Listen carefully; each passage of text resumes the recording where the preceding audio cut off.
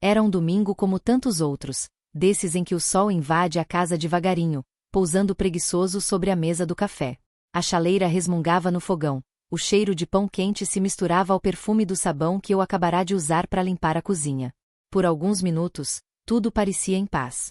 E talvez fosse justamente essa tranquilidade que me parecia perigosa, como um silêncio antes da tempestade. Enquanto mexia o café, reparei nas mãos trêmulas. Não era o frio, era o peso do que eu sabia e ninguém mais sabia. Eu nunca imaginei que um simples café da manhã pudesse mudar tudo. Meu marido, Augusto, lia o jornal na varanda. Lucas, nosso filho, ainda dormia, provavelmente exausto das risadas da noite anterior com os amigos. De fora, éramos uma família comum de qualquer bairro de classe média. Uma casa com jardim, um cachorro velho, uma rotina previsível. Por dentro, eu sentia que a estrutura tremia, e era culpa minha. Olhei pela janela e vi o reflexo do meu próprio rosto no vidro. Havia olheiras que não vinham de noites mal dormidas, mas de pensamentos mal resolvidos. Às vezes me perguntava em que momento a Helena leve dos 20 anos ficou presa dentro dessa mulher que agora contava cada minuto tentando não deixar escapar o que vivia guardando. O celular vibrava sobre a mesa. 3 vezes. Uma notificação que reconheci de imediato, o nome que insistia em me lembrar que ainda existia emoção fora dessa casa. Respirei fundo. Augusto ergueu os olhos do jornal, distraído, e perguntou se o café já estava pronto. Eu apenas balancei a cabeça, sorrindo de um jeito automático, como quem ensaia um disfarce antigo. Por dentro, senti uma pontada de culpa, quase física. Era como segurar um segredo quente demais nas mãos, sem saber a hora certa de largá-lo. O barulho do relógio na parede parecia mais alto do que nunca, e eu percebi que aquele domingo, com todo o seu aparente sossego, seria o começo de algo que eu não conseguiria controlar. O silêncio da casa não era mais paz, era prenúncio. E, naquele instante, eu entendi que, quando o silêncio se quebra, não há como voltar a ser a mesma pessoa. Voltar algumas semanas no tempo é como rebobinar uma fita que já sei o final, mas insisto em ouvir de novo. Foi numa quarta-feira morna, dessas em que a rotina pesa como um cobertor úmido. Saí do trabalho mais tarde do que de costume, carregando uma pilha de planilhas e um cansaço que já nem me surpreendia. No celular, uma notificação perdida em meio a anúncios e e-mails, solicitação de amizade, Rafael Monteiro. Demorei alguns segundos para reconhecer o nome. Rafael, o mesmo da faculdade, das risadas no corredor, das madrugadas estudando e debatendo sobre filmes que ninguém mais suportava ouvir. Abri o perfil. Lá estava ele, o mesmo sorriso de canto, agora com alguns fios brancos e um olhar que parecia rir de mim pelo tempo que deixei passar. Sem pensar, aceitei. Naquela mesma noite, a mensagem chegou: Helena? É você mesmo? Sorri, quase envergonhada de como o coração reagiu, batendo forte como se eu tivesse voltado aos 20 e poucos. Respondemos com frases curtas, educadas, até que o inevitável aconteceu. As lembranças vieram como um vendaval. Falamos sobre o professor de História da Arte que colecionava gravatas horríveis, das viagens sem dinheiro e das promessas que nunca cumprimos. Com ele, eu ria de coisas que há anos não tinham graça. Na tela do celular, encontrei um eco distante de quem eu fui antes da rotina, antes das contas, antes do depois a gente conversa, que virara a trilha sonora do meu casamento. Nos dias seguintes, nossas conversas cresceram. No escritório, eu abria o aplicativo como quem abre uma janela para um pouco de ar fresco. Rafael perguntava sobre meu trabalho, sobre o livro que eu dizia querer escrever. Dizia que eu continuava com o mesmo brilho nos olhos, e eu fingia não acreditar, mas salvava cada palavra no canto mais escondido da memória. Não era nada, eu repetia para mim mesma. Só amizade. Só saudade do passado. Só um lembrete de que ainda havia algo em mim além de esposa, mãe e profissional. No entanto, aquele só começou a ficar pesado. Uma tarde, ele enviou uma foto da praia onde costumávamos conversar depois das aulas. Escreveu: lembra? Era ali que você dizia que o mundo cabia numa concha. Eu ri, mas o riso veio misturado com um nó na garganta. Naquele instante, percebi o perigo sutil das lembranças. Elas sempre vêm disfarçadas de inocência antes de reconstruírem o desejo. E, sem que eu percebesse, o que era passado começou a invadir o presente, preparando o chão para tudo que ainda iria desabar. Nada começa com uma explosão. Às vezes, a ruína vem sorrateira, com um som discreto, o plim de uma mensagem chegando.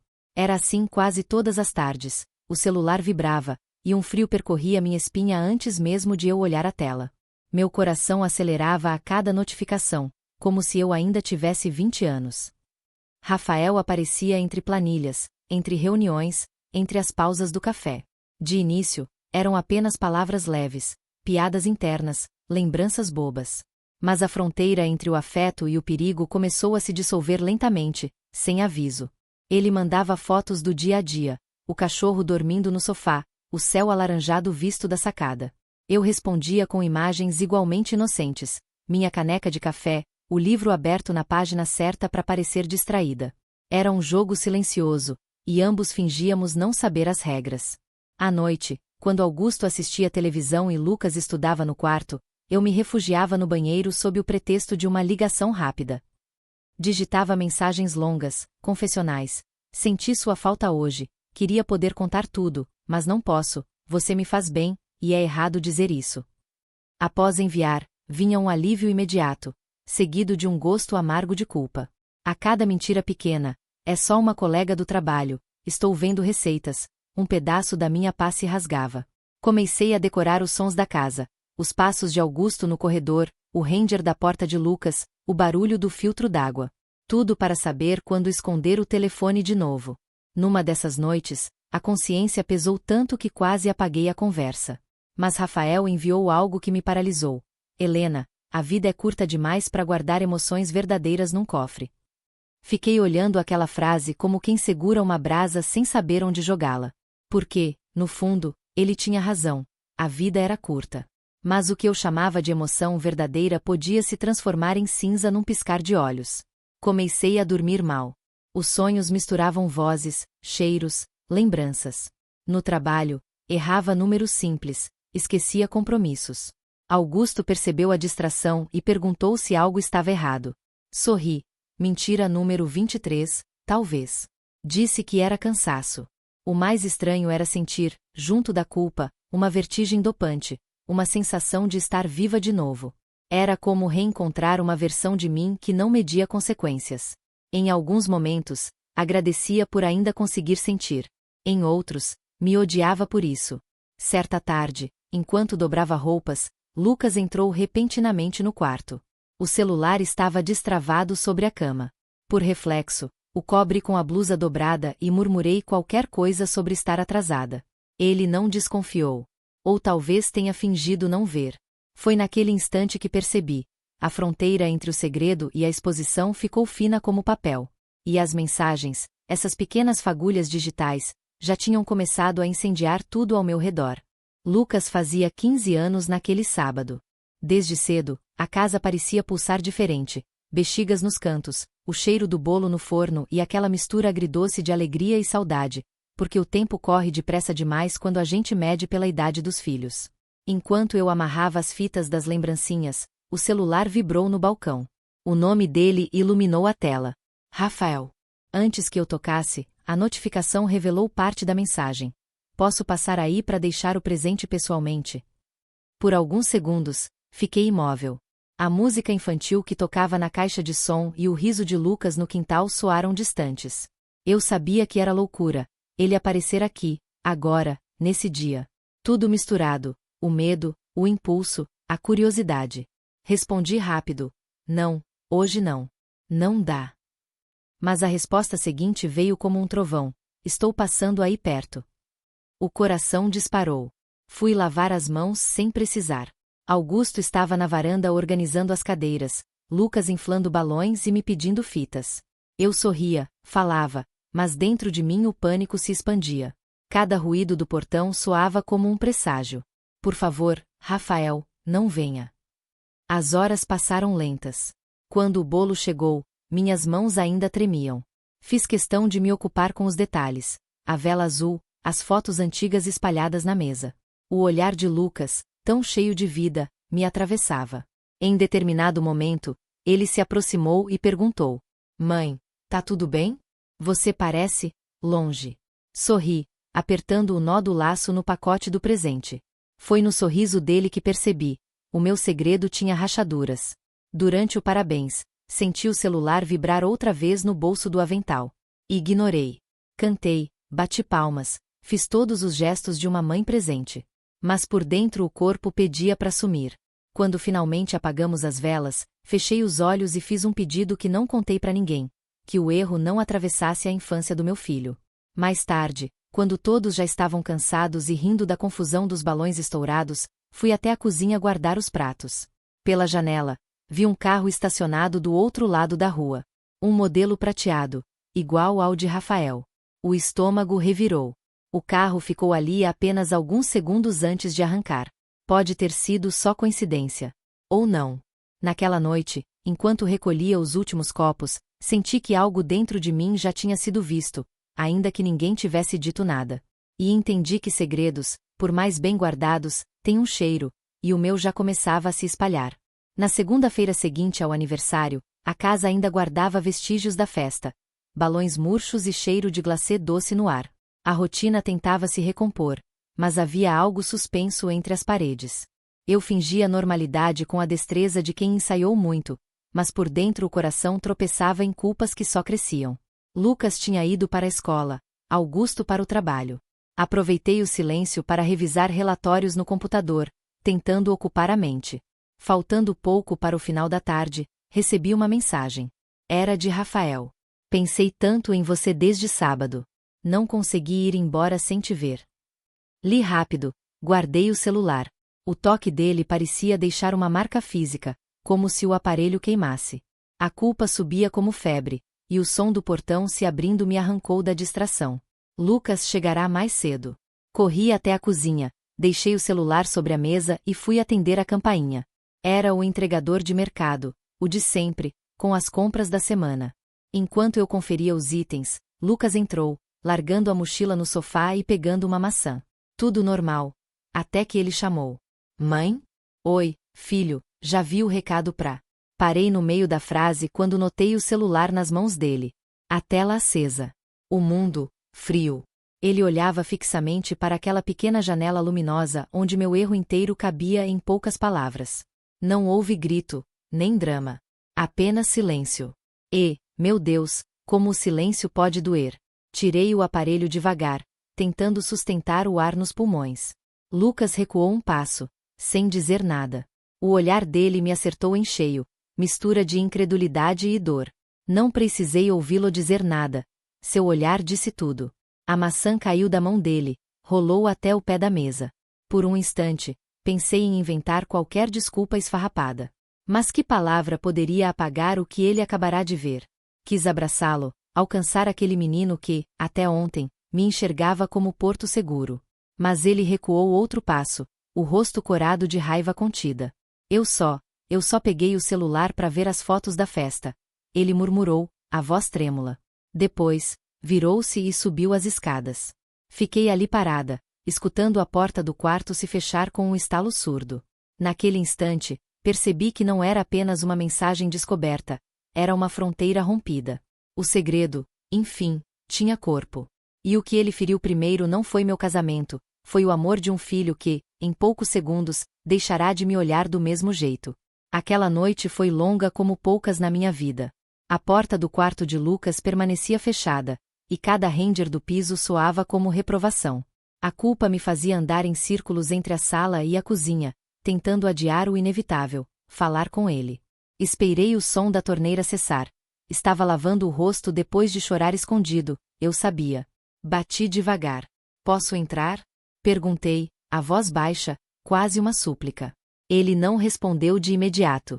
Quando a porta abriu, o quarto estava sem luz, apenas o computador iluminava de leve o rosto dele. Sentado na beira da cama, os olhos vermelhos e as mãos trêmulas. Mãe, era verdade? Sussurrou. As palavras faltaram. Tentei respirar fundo, mas o ar vinha curto, pesado. É, filho, é verdade. Ele abaixou a cabeça. O silêncio que se seguiu não era só raiva, era decepção. Um silêncio que fazia barulho, o barulho de tudo que se quebra quando cai no chão. Por quê? Perguntou enfim. Não existia resposta boa o bastante. Eu disse qualquer coisa entre lágrimas, que me senti sozinha, que me deixei levar por lembranças, que não o amava menos por isso.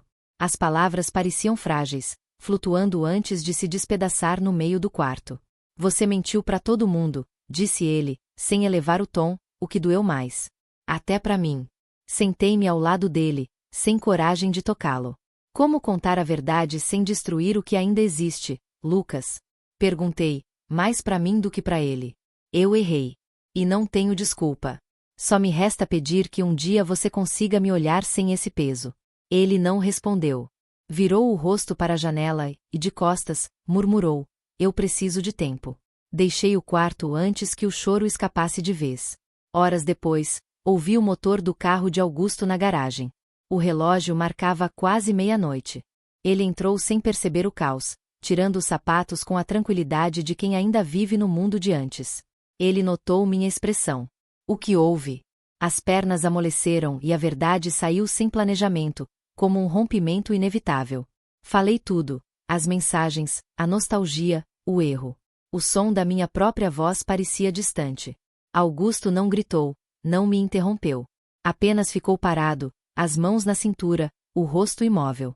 Quando terminei, o silêncio pesou de novo, mas dessa vez era outro tipo, o silêncio do amor ferido tentando não morrer. Depois de alguns segundos eternos, ele apenas disse: eu não sei o que fazer com isso, Helena. Era o bastante. O suficiente para me quebrar, e de alguma forma, começar a me reconstruir. Ele foi dormir no quarto de hóspedes. Eu fiquei na sala até o amanhecer, ouvindo o relógio da parede ditar o ritmo lento de uma casa que, de repente, precisava aprender a respirar entre o medo e a esperança de perdão. Passaram-se meses desde aquela noite em que a verdade saiu de mim como uma ferida aberta. O tempo, dizem, tudo cura. Mas não falam o quanto dói durante o processo.